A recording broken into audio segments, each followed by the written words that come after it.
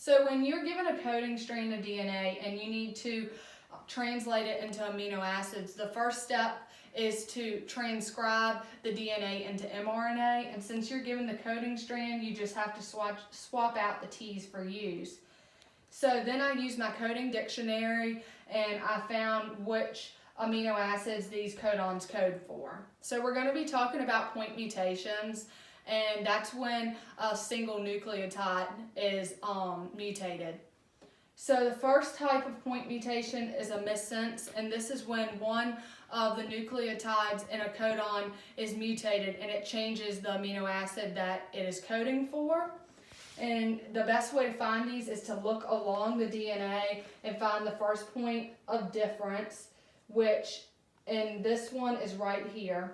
The C was swapped for a U, which is a transition because it's a pyrimidine to a pyrimidine.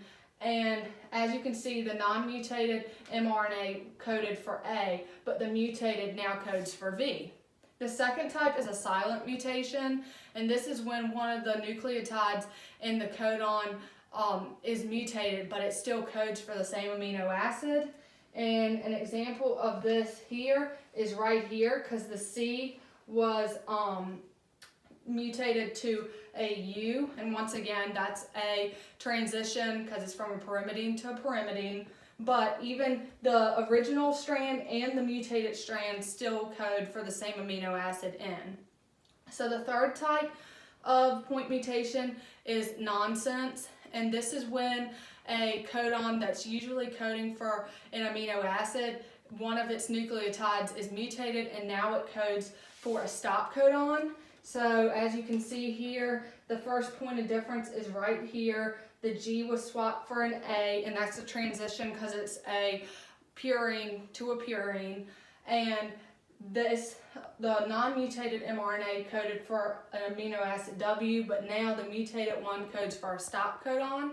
And the fourth type is a read-through, and this is when the amino acid this is when the codon that has a nucleotide mutated in it is usually a stop codon, but now with it being mutated, it's going to be coding for an amino acid.